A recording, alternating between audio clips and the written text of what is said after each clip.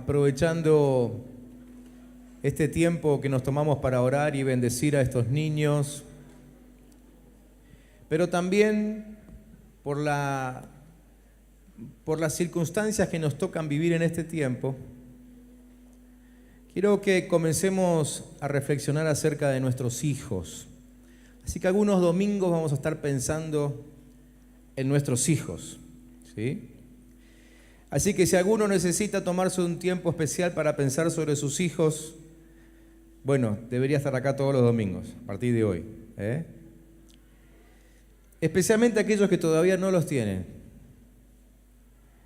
Porque, como creo que hemos escuchado alguna vez por ahí, nadie nos enseña a ser padres, ¿no? Eso es lo que dice el dicho popular. Y lamentablemente yo no puedo estar de acuerdo con ese dicho, porque la Biblia sí enseña. Y enseña mucho acerca de cómo ser padres. Es cierto que uno llega sin la experiencia, pero no hay necesidad de llegar sin el conocimiento y sin la bendición de Dios a la etapa en que empezamos a ser padres. Por eso digo que escuchar ahora, antes de tener hijos, el cómo hay que conducirse con los hijos es el mejor momento. A veces cuando nos quieren dar consejos a nosotros, que ya estamos crecidos y los hijos ya muy crecidos también, los consejos llegan tarde, ¿no? Necesitamos escuchar eso ahora. Así que quiero aprovechar a invitar a todos los que nos visitan hoy también, que los próximos domingos también nos visiten. Recuerden que es a las 19 horas, para que podamos seguir meditando en esto. Hay un texto en la Biblia que está en el capítulo 9 de Isaías capítulo 9. Isaías es uno de los profetas que aparece allí en la Biblia. Y este texto que les quiero leer ahora es un texto que solemos usar para otra época del año. A veces escuchamos este versículo para Navidad. Pero en realidad no tiene nada que ver con la época que nosotros festejamos en diciembre, sino que tiene que ver con un nacimiento y por lo tanto ese texto lo podemos usar en cualquier momento. Isaías capítulo 9, versículo 6, el profeta dice: porque un niño nos ha nacido, un hijo nos ha sido concedido. Sobre sus hombros llevará el principado y su nombre será Consejero Admirable, Dios Fuerte, Padre Eterno y Príncipe de Paz. Una obvia alusión a Jesucristo, ¿no? Al nacimiento de Jesús. Aclaro que Isaías está escribiendo esto más de 600 años antes de que Jesús nazca. Por eso lo llamamos profecía, ¿no es cierto? Dios le habló al corazón del profeta y él lo pudo anunciar y quedó escrito y se cumplió unos 600 años después. Este texto me sirve esta noche para decir que necesitamos redefinir algunos conceptos que nosotros de pronto tenemos en relación a los niños. Y creo que el ámbito ideal para que aprendamos es este. ¿Por qué? Porque aquí lo que hacemos es enseñar a partir de la Biblia, ¿no? Entonces, si necesitamos instruirnos con respecto a la niñez, este es el mejor lugar. Y esos conceptos de los que les hablo ahora son conceptos que fueron metiéndose en nosotros históricamente y que por escucharlos tanto terminamos simplemente o creyéndolos o no dándoles importancia, ¿no? Pero creo que este es un buen tiempo en la historia que nos toca vivir para repensar un poco acerca de la niñez y teniendo en cuenta las premisas que nos presenta justamente ese capítulo 9 de Isaías, ¿no? Y donde el profeta nos aclara que de lo que está hablando no es un simple niño, no está hablando simplemente de un nacimiento, él no está dando un número estadístico, no está hablando de alguien que llegó para llenar estadísticas, sino que el profeta marca bien la diferencia acerca del hijo que nos fue dado. Por eso es que, como ustedes ven ahí, le puse como título a este mensaje: niños o hijos. Y necesitamos rever la forma en que nosotros vemos a los más pequeños porque la forma en que los veamos también tiene que ver con cómo los terminamos tratando, ¿sí? Niños o hijos. Con este tema quiero que podamos ver esa realidad social que vivimos en nuestro país y la importancia que tiene hoy la iglesia dentro de cada acción transformadora en nuestra nación. Entender que si lo que Dios nos dio fue un niño o un hijo, determinará drásticamente las acciones para que el reino de Dios se establezca en nuestra patria, ¿sí? No es lo mismo un niño que un hijo. El texto que recién les leí, ¿sí?, despertó en mí primeramente esta pregunta cuando lo volví a leer, ¿no? Y me tuve que preguntar a mí mismo, en realidad ahora, como les dije hoy, ¿no?, a veces las preguntas llegan un poco tarde, y ahora que mis hijos ya están todos crecidos, de todas formas la pregunta me la hice: ¿estoy formando yo un niño o un hijo? ¿Un niño o un hijo? Si es un niño, entonces hablamos de simplemente una edad, ¿sí? Porque uno no es niño todo el tiempo. Así que cuando formamos un niño, estamos pensando en una formación que abarca un tiempo, ¿sí? Una edad, algo que lo resuelvo por un momento. ¿Me siguen?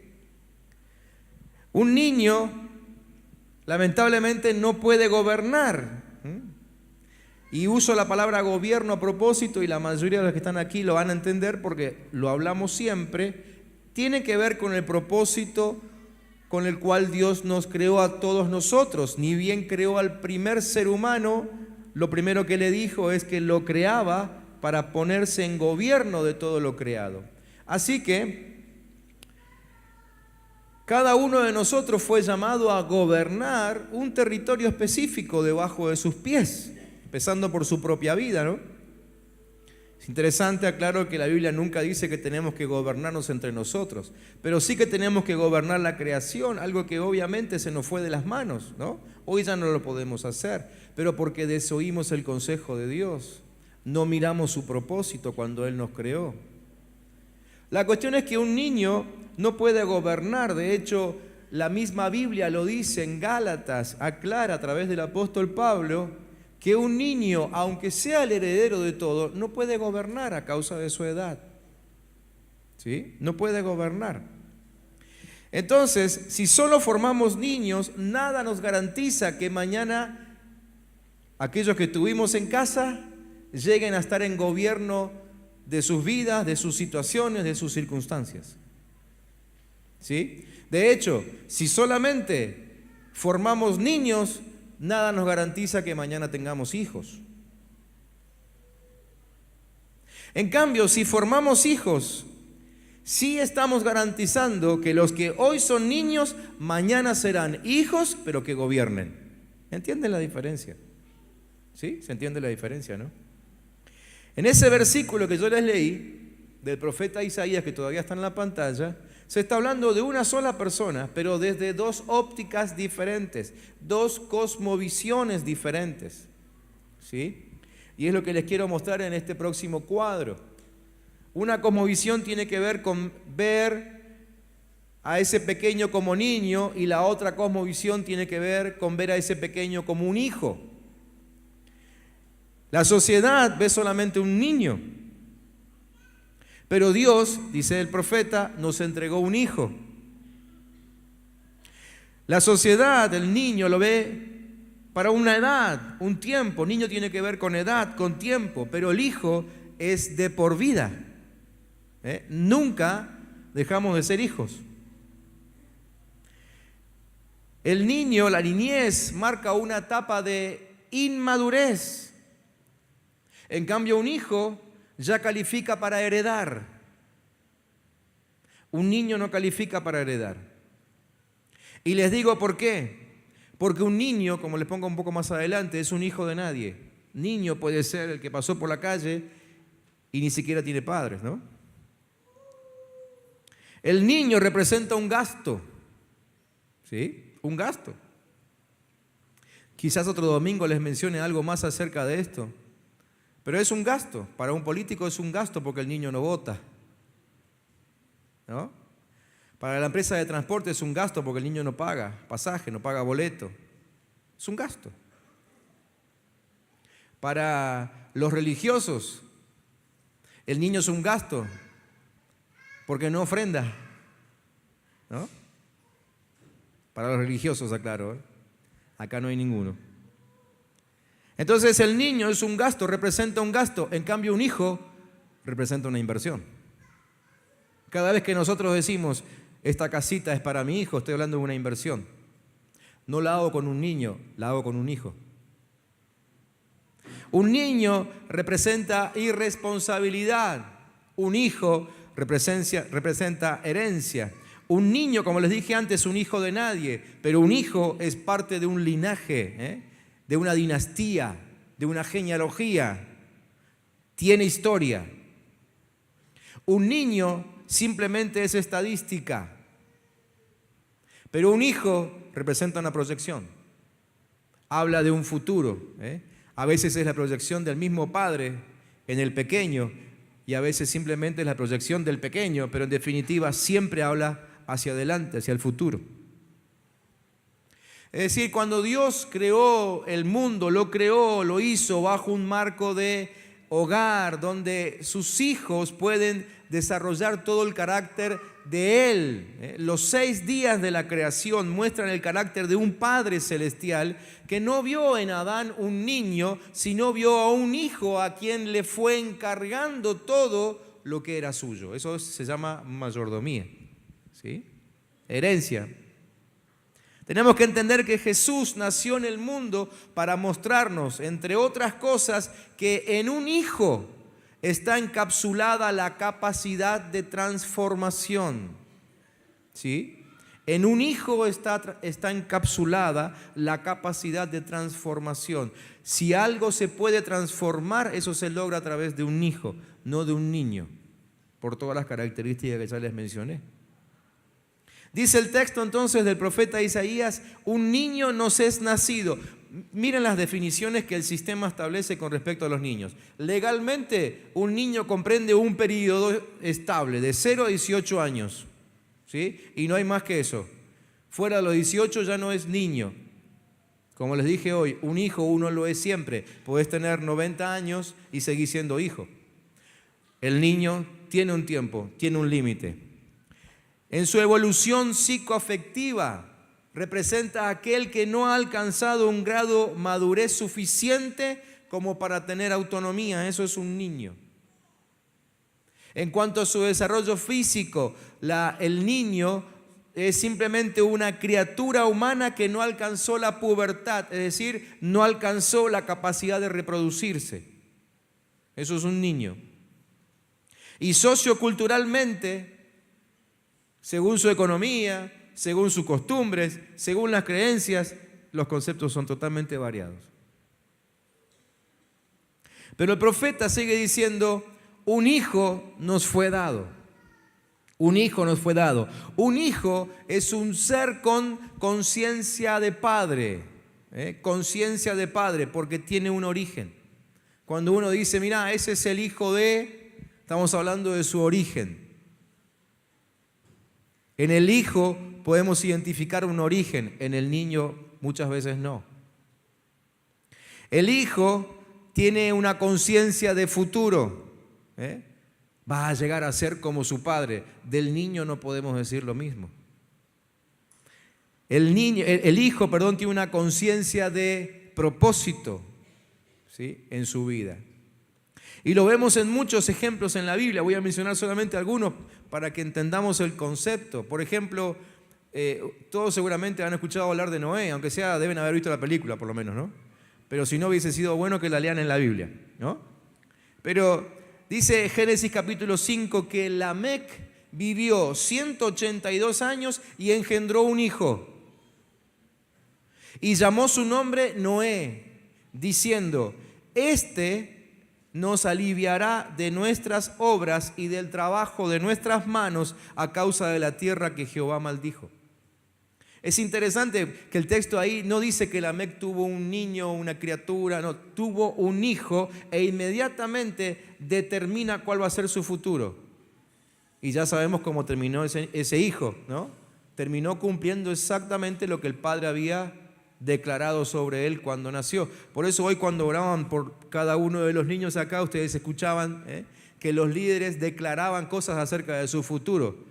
Porque creemos en el poder de la palabra y soltamos esas palabras porque sabemos que definitivamente se cumplen. Como este ejemplo, por ejemplo. El caso de Moisés, ¿todos se acuerdan de Moisés?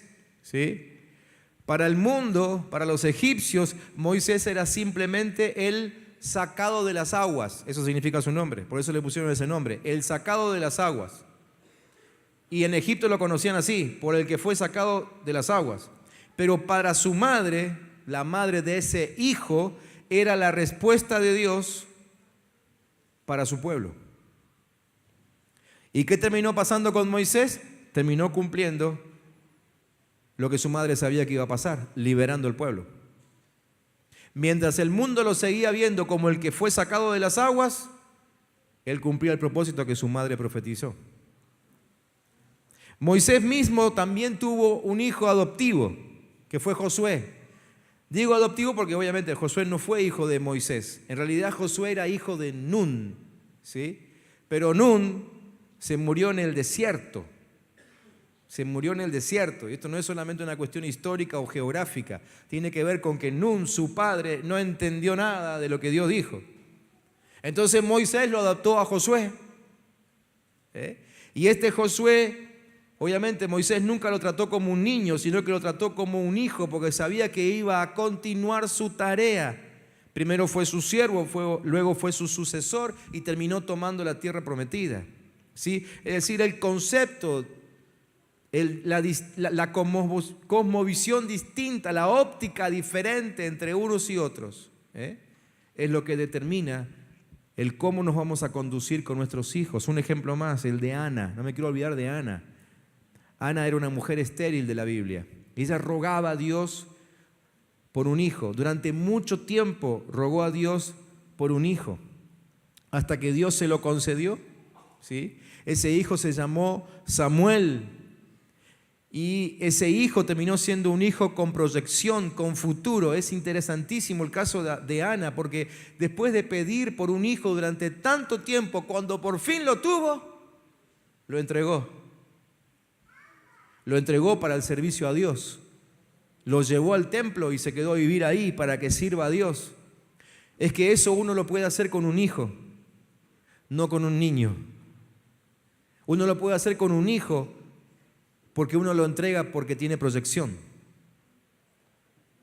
Cuando veo al pequeño alrededor mío solamente como un niño, siempre lo veré como un pequeñito que necesita ser protegido. Siempre lo veré como un pobre indefenso. Siempre lo veré como alguien que no alcanza el punto que tiene que alcanzar, ¿no? No llega a la vara, a la medida que le hemos establecido. No llega. En cambio, un hijo, uno lo trabaja, lo forma, le enseña. ¿Por qué? Porque sabe que tiene futuro, tiene un propósito. Creo que me van entendiendo, ¿no? ¿Por qué necesitamos empezar a pensar, a ver cómo estamos trabajando en casa? ¿Con niños o con hijos? El carácter de Dios se revela cuando entendemos que no son solo niños, sino que son hijos que tienen futuro, que tienen propósito y que tendrán más hijos, ¿sí? No sé cuántos de ustedes cuando el bebé recién nace ya están pensando en que ese bebé algún día también será padre. Es difícil, ¿no? Uno lo ve tan chiquitito. Cuando tiene 5 años todavía sigue siendo tan chiquitito. A los 11, a los 12 años llega siempre alguna tía desubicada que pregunta, che, ¿ya tiene novia? Y uno se enoja, se pone rojo, bordó, ¿no? No le habla más a la tía por 5 años. ¿Cómo se le ocurre que mi nenito, mi niño? Es por eso que cuando ese niño llega a la edad en que las hormonas se le despiertan y tiene que elegir con quién casarse, no sabe cómo hacerlo. Porque sus padres siempre lo vieron como un niño, no como un hijo. Nunca pensaron que saldría de su casa, nunca pensaron que se casaría. Entonces, ¿para qué prepararlo? ¿Para qué formarlo? Pero cuando soy consciente de que estoy formando un hijo que algún día será padre porque va a continuar con mi propósito o con el propósito de él o lo que Dios quiera, pero que va a continuar la vida, entonces yo lo formo diferente. Papás, presten atención. Presten atención. Si somos capaces de ver esto, entonces sabremos que en cada uno de nosotros, en cada uno de nuestros hijos, en realidad, está la respuesta a los problemas de nuestra nación. ¿Sí? En nuestros hijos está la respuesta a los problemas de la nación. Si los vemos como niños, difícilmente veamos al pequeñito ese algún día preparado para resolver algún problema de la nación. Pero si lo veo como hijo, entonces lo empiezo a formar para que sea respuesta en su sociedad. Ahí alrededor nuestro corretea la respuesta a los problemas de nuestra nación. La respuesta no vendrá, la respuesta no está en camino, la respuesta ya llegó y está en medio de nosotros. Solo que como padres tenemos que formar a nuestros hijos con el carácter correcto para que gobiernen la tierra. Así que papás, preparémonos para ver a nuestro linaje gobernando la tierra y manifestando señales poderosas en todas las áreas donde provocan transformación. El profeta Isaías nos presentó un hijo. Quiero que lo veamos en acción. Quiero que lo veamos en acción, porque el profeta dijo hasta cómo lo iban a llamar y algunas funciones que ese hijo iba a cumplir. Uno que todavía no había nacido, pero que ya tenía destino. Todavía no había nacido, pero ya tenía destino. El que todavía no nació, ya tiene un destino delante de Dios. Amén. Quiero que veamos esas funciones en Juan capítulo 5, los primeros 15 versículos. Este es un pasaje que no solo nos muestra lo que Cristo vino a hacer, sino que también pone ejemplo de lo que debe ser la generación que estamos formando. Les leo rápidamente, se lo explico muy cortito y terminamos. Pero creo que aquí está el meollo de lo que necesitamos entender como padres y los que van a ser padres en algún momento acerca de cómo formar a esos hijos. Dice la Biblia que después de estas cosas había una fiesta de los judíos y Jesús subió a Jerusalén. En Jerusalén, cerca de la puerta de las ovejas, hay un estanque llamado en hebreo Betesda, el cual tiene 5 pórticos. En ellos yacían muchos enfermos, ciegos, cojos y paralíticos que esperaban el movimiento del agua, porque, según se decía, un ángel descendía al estanque de vez en cuando y agitaba el agua. Y el primero que descendía al estanque después del movimiento del agua quedaba sano de cualquier enfermedad que tuviera. Allí había un hombre que hacía 38 años que estaba enfermo. Cuando Jesús lo vio acostado y se enteró de que llevaba ya mucho tiempo así, le dijo: ¿quieres ser sano? El enfermo le respondió: Señor, no tengo a nadie que me meta en el estanque cuando el agua se agita, y en lo que llego, otro baja antes que yo. Jesús le dijo: levántate, toma tu lecho y vete. Y al instante aquel hombre fue sanado y tomó su lecho y se fue. Pero aquel día era día de reposo, así que los judíos le dijeron a aquel que había sido sanado: hoy es día de reposo, no está permitido llevar tu lecho. Pero él les respondió: el mismo que me sanó fue el que me dijo: toma tu lecho y anda. Entonces le preguntaron: ¿y quién fue el que te dijo: toma tu lecho y anda? Pero el que había sido sanado no sabía quién lo había sanado, pues Jesús se había apartado de la gente que estaba en aquel lugar. Después Jesús lo encontró en el templo y le dijo: como puedes ver, has sido sanado, así que no peques más para que no te sobrevenga algo peor. Aquel hombre se fue y les hizo saber a los judíos que el que lo había sanado era Jesús. Rápidamente miremos un poquito el contexto de esta historia. En el contexto de Juan, del Evangelio de Juan, Jesús nace en un pesebre como muestra de lo que era el contexto social, el contexto político, el contexto cultural, el contexto económico. ¿Sí? En el nacimiento de Jesús no solamente encontramos la historia del nacimiento de Jesús, sino que podemos ver cómo se movía aquel mundo y cómo era el mundo al que Jesús venía a salvar. Eso lo muestra Juan. Los judíos, se ve a los judíos ahí que le deben a Roma, le deben pleitesía, ¿no? Tienen que rendirle honores. ¿Por qué? Sobre todo porque Herodes, bueno, primero porque los habían conquistado, pero en segundo lugar porque Herodes les reconstruyó a Jerusalén. Así que ellos se inclinaban delante del imperio romano. Ese era el mundo al que venía Jesús. Un pueblo que se sometía al sistema de turno. La sociedad donde se desarrolla Jesús, el Hijo de Dios, ignoraba a las mujeres, ignoraba a los niños. Era una cultura de lujos y de placeres para el emperador y para el gobierno, pero el resto del pueblo se hundía en la miseria. Hay muchos detalles más, pero con esto creo que alcanza. No solamente para que entendamos cómo era aquel tiempo, sino para que comparemos también, ¿no? Creo que muchas cosas pareciera que estuviésemos ahí, ¿no? ¿Están ahí, no? ¿Hola? Están muy serios. O está muy interesante lo que estoy diciendo, o están pensando, ¿cuándo terminará esto? Yo igual sigo. Y hay algunos aspectos relevantes ahí, por ejemplo, en los versículos del 1 al 3. Por ejemplo, se habla del estanque de Betesda. El estanque de Betesda, ese nombre significa casa de misericordia. Ya entendieron el texto, ¿no es cierto? Ahí iban los que necesitaban algún tipo de ayudita. Una monedita, por favor. Estaban todos ahí. Casa de misericordia. Y ese estanque representa el sistema del momento. Representa el sistema. Todos esperaban en el estanque, todos esperaban en el sistema. Y estoy muy tentado de decir, al día de hoy todos esperan todavía del sistema, ¿no? Del sistema que nos gobierna. En ese lugar había ciegos. En el lenguaje de Jesús, los ciegos eran los religiosos. Dice que había cojos. En el lenguaje de la Biblia, los cojos son los engañadores, como Jacob, que quedó cojo. Y dice que había paralíticos. Los paralíticos representan a los gentiles, es decir, a aquellos a los que el sistema religioso no les permitía caminar, avanzar. Todos estos estaban esperando un milagro, como mucha gente hoy. Así que ahí en medio de todo eso se presenta Jesús, es decir, el Hijo, no el niño. El Hijo estaba en el lugar correcto. Como lo están y lo estarán nuestros hijos si los formamos como hijos. En el lugar donde la gente tiene necesidad. En el lugar donde la gente solamente espera en el sistema.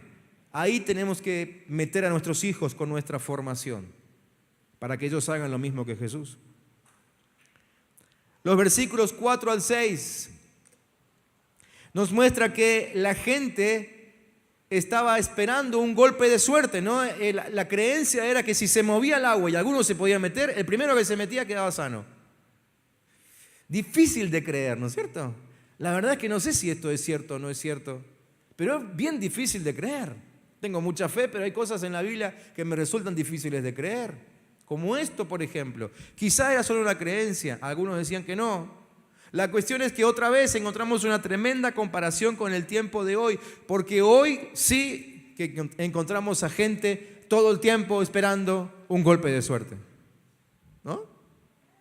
El estanque representa un poder, una justicia que llega tarde, ¿sí? Porque ese estanque podía resolver el problema de una sola persona. Así que para todos los demás era una justicia que llegaba tarde, que además era esporádica. Uno no sabía cuándo iba a suceder.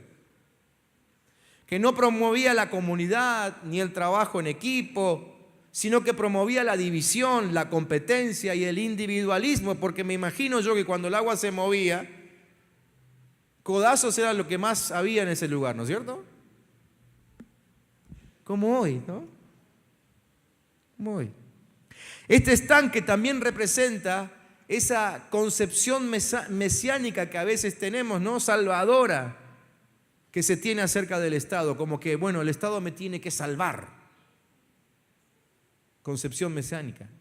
Una salvación donde solo entran algunos en las aguas para salir sanos.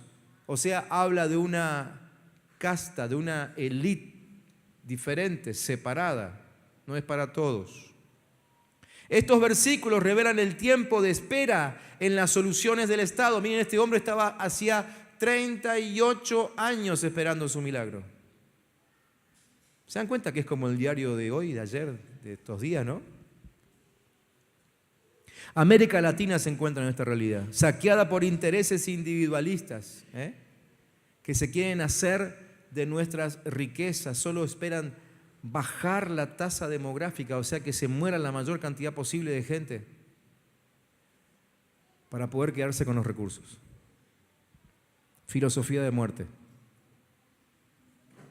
Por eso el mensaje de la iglesia de hoy tiene que trascender lo doméstico, tiene que ir más allá de una simple enseñanza. Tenemos que entender que estamos haciendo realidad el mandato que nos dio Dios de ir a gobernar todo lo creado, Génesis 1:26. Gobernar sobre todo lo creado. Tenemos que levantar una generación de hijos que se acerque a la sociedad y que resuelva sus problemas, así como lo hizo Jesús ese día allí en el estanque. Hijos que ven lo que otros no ven. Jesús vio lo que otros no veían. Hijos que conocen el movimiento del mundo y que tienen discernimiento. Hijos que saben hacer las preguntas correctas. Jesús hizo la pregunta correcta, aunque parece una pregunta tonta, retórica a veces, ¿no? ¿Quieres ser sano?, le dijo Jesús. Pero con esa pregunta que parecía obvia, Jesús quería provocar por lo menos dos cosas. Primero, sacarlo del enfoque de creer que su Mesías era el estanque. Nuestros hijos tienen que ser formados en este primer punto también, enseñarles a ellos, primero para que lo sepan ellos y segundo para que ellos se lo enseñen a otro en el futuro, que puede ser mañana mismo. Que el único salvador es Dios, no hay sistema, no hay Estado, no hay gobierno que pueda resolver todos los problemas. No lo hay. Nuestros hijos tienen que ser educados en eso. Y en segundo lugar, con esa pregunta, Jesús quería establecer un nuevo marco de esperanza. A nuestros hijos tenemos que formarlos así, mandarlos al mundo para que cuando hablen den esperanza a aquellos con los cuales hablan. Ellos la tienen más fácil que nosotros inclusive. Aquellos que han conocido a Dios de grande a veces no saben por dónde empezar para hablar de su experiencia con Cristo, ¿sí? Pero cuando nuestros hijos son formados de chiquitito en esto de testificar y de mostrar esperanza, ellos lo hacen de una manera maravillosa. Lo hacen mucho mejor que nosotros. Nuestra sociedad está paralítica como ese hombre, como el hombre del pasaje, esperando que el gobernante de turno le traiga un golpe de suerte para salir de la situación donde se encuentra. Pero cuando nosotros, como gente entendida en el reino y que conoce los tiempos, levantamos hijos en vez de simplemente niños, ellos van a saber hacer la pregunta correcta y van a conducir a ese mundo necesitado hacia la solución. Los versículos 7 y 8. Jesús primeramente le dice al paralítico, levántate. Eso tiene que ver con una acción que corta con la mentalidad de fracaso. Mentalidad de fracaso. Mentalidad significa línea de pensamiento, ¿sí? Demasiada gente a nuestro alrededor tiene una línea de pensamiento inclinada hacia el fracaso. No pueden pensar positivo nunca. Nuestros hijos tienen que ser entrenados en casa para llevar un mensaje de victoria a esa gente que ya dejó de pensar en victoria hace mucho tiempo. Jesús le dijo, toma tu camilla. ¿Qué significa eso? Nunca más vas a volver aquí. Nuestros hijos tienen que ser entrenados en ese pensamiento de que cuando Jesús te levanta, nunca más volvés a estar en el lugar que estabas. Y por último le dice, vete. O sea, esto tiene que pasar de generación a generación. Muévete de la miseria, muévete anunciando a Cristo. La idea era que el paralítico salga de ese ámbito y se vaya a un ámbito donde pueda testificar de lo que Dios hizo en su vida. Nuestros hijos harán que los paralíticos vean esperanza y se enfoquen en el reino para poder sacarlos de este sistema. Solo una iglesia que ve hijos y no solo niños puede traer reforma sobre una nación. Y por las dudas aclaro, cuando digo iglesia no estoy pensando en los que estamos hoy congregados aquí, sino en todos aquellos que siguen a Jesucristo a lo largo y a lo ancho de este país. Solo si entendemos que en casa estamos formando hijos con proyección, con visión, con propósito, vamos a poder lograr en algún momento transformar la nación. Mientras sigamos viendo a los que nos rodean como pequeños niños que solamente son un peso, son una carga, son un gasto, son un estorbo. Primero, que no podremos hacer nada como iglesia. Segundo, no haremos nada como familia. Y tercero, esos niños, cuando sean grandes, tampoco harán nada. Tenemos que empezar a ver a esos pequeños ahí en casa, y aún a los que son un poquito más grandes, a los adolescentes que todavía tenemos en casa, como hijos que tienen proyección, hijos que tienen un futuro, hijos en los cuales hay que sembrar una visión. ¿Cuántos me están entendiendo? Amén. Así que lo que necesitamos son padres, porque la niñez pasa, pero los hijos quedan. La niñez pasa, pero los hijos quedan. Yo quisiera terminar esta noche orando por aquellos que quieren transformarse en padres entrenadores, padres entrenadores de hijos, ¿sí? No solo padres que cuidan niños, no solo papá o mamá que en algún momento dice, hoy me tocó quedarme con el niño, sino padres que aprovechan, ya que están con el pequeño, los transforman en hijos con visión, hijos con proyección. ¿Cuántos aquí quieren ser padres, entrenadores? Amén. Yo le quiero pedir a aquellos que quieran ser padres, entrenadores de hijos, que se pongan de pie. Aunque todavía ni siquiera estén casados. Se entendió desde el principio, ¿no es cierto? Estamos hablando de el que pueda entender este mensaje y está viendo su futuro como padre. Quiero que esta noche tome la decisión de empezar a trabajar primeramente consigo mismo para ser un padre que forma hijos que tienen visión, que tienen proyección. Antes de orar por ustedes, como les dije al principio, quiero que durante unos cuantos domingos estemos hablando sobre este tema. Y quiero que seamos una iglesia que en este tiempo se preocupe por formar hijos, para luego enviarlos al mundo a resolver problemas.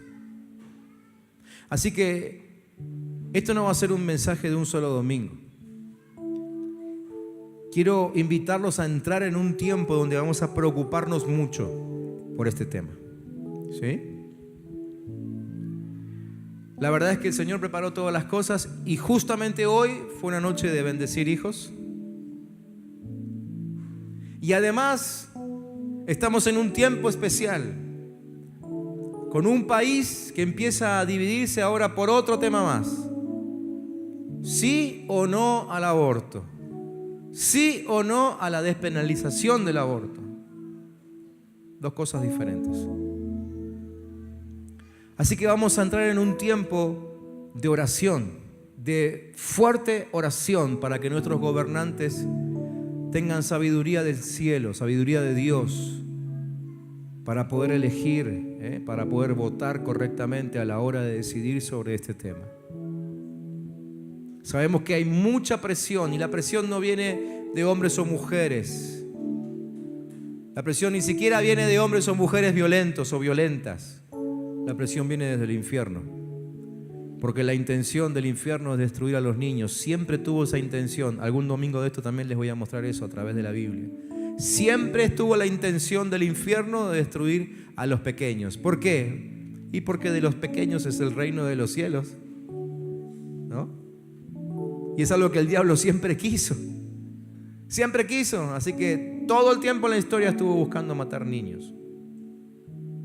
Entonces lo que hoy está pasando no nos sorprende, pero nos tiene que llamar fuertemente la atención para que como iglesia, como congregación, unidos a otras congregaciones de la ciudad, del país y aún del mundo, congregaciones cristianas, que entienden que la vida es un don de Dios y que cada recién nacido ya tiene un futuro, ¿no?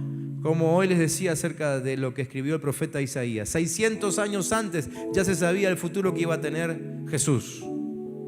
Y no pasa solamente con Jesús en la Biblia. También se habló de Juan y de tantos otros que fueron levantados como hombres y mujeres que sirvieron al reino y que resolvieron situaciones específicas en la sociedad que les tocó vivir, de los cuales ya se había escrito antes de que nazcan. Así que vamos a tener un tiempo de oración, por lo menos, miren, por lo menos de acá hasta el 25 de marzo, que es el día de los derechos del niño por nacer. ¿Qué les parece?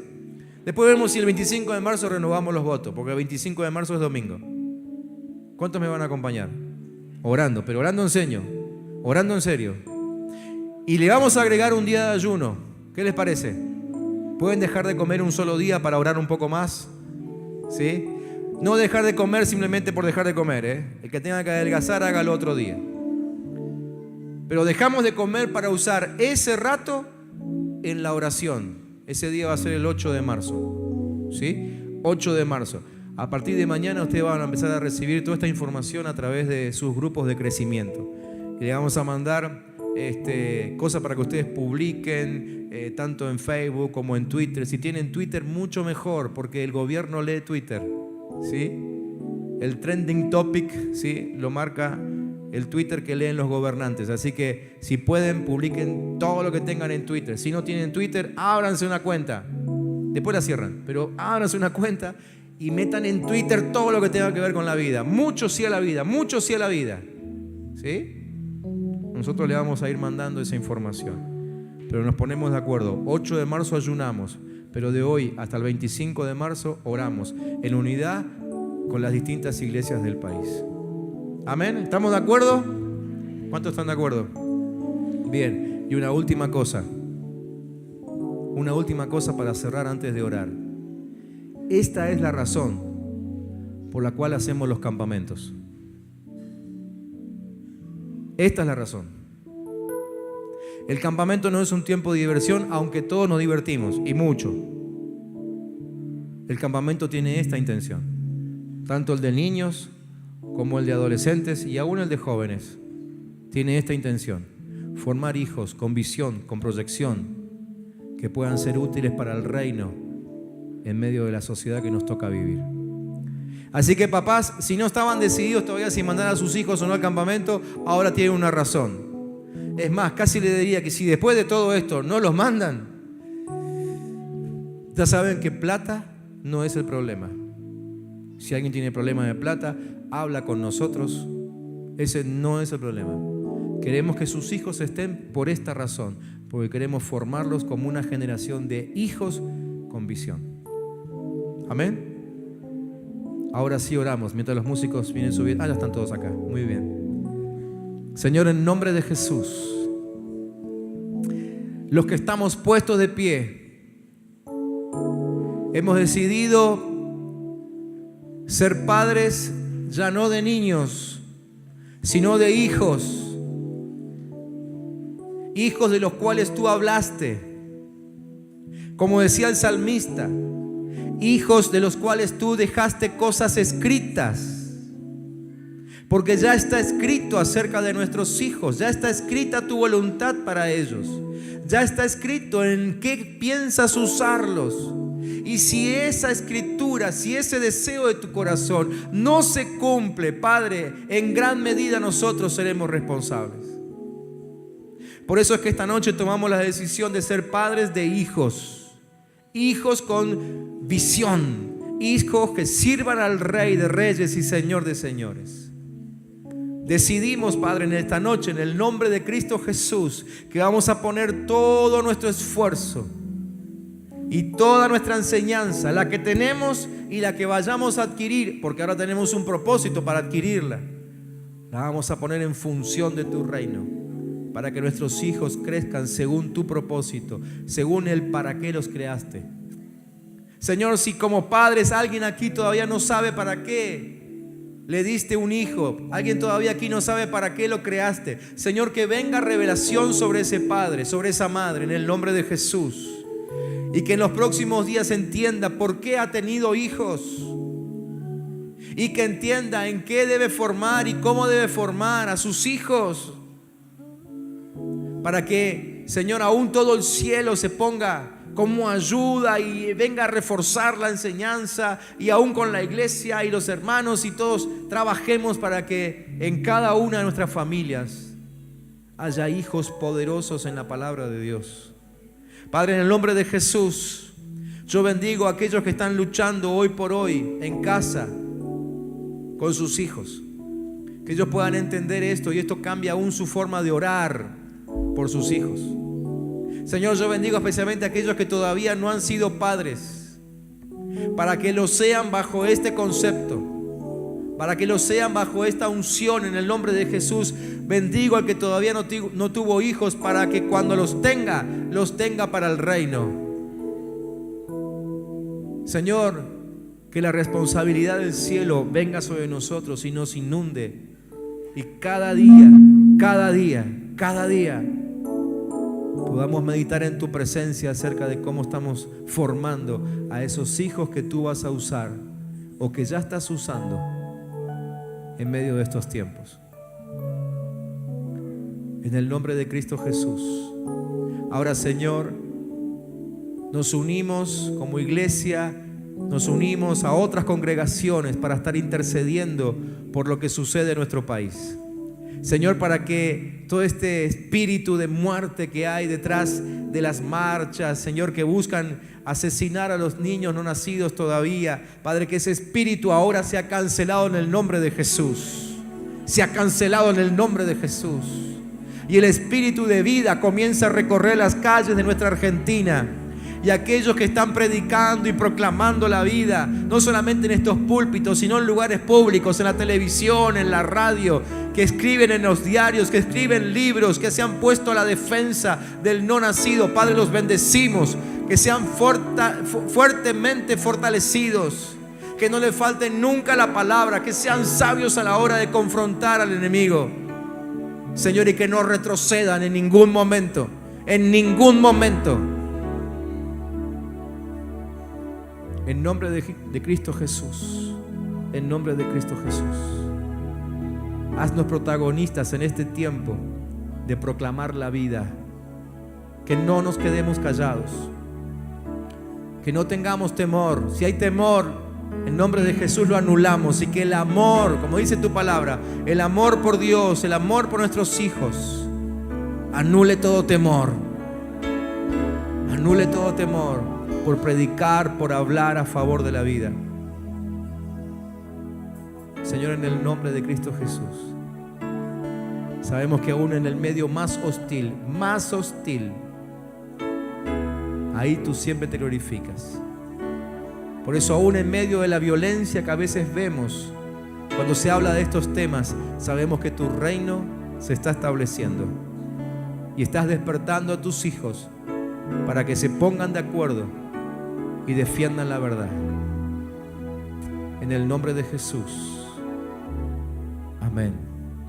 Te pido que no abras tus ojos todavía. Mantente así con los ojos cerrados mientras los chicos aquí nos ministran un tiempo más de adoración. Pero el propósito de que te quedes con los ojos cerrados es para que puedas visualizar el futuro de tus hijos. Visualizarlo en Cristo. Visualizarlo en Cristo. Algunos tienen caras para poner ahí, ¿no? Porque ya tienen hijos. Otros todavía no tienen rostros. Pero establezcan ahora cómo quieren que sean sus hijos. O mejor dicho, establezcan ahora que sus hijos serán como Dios lo determinó.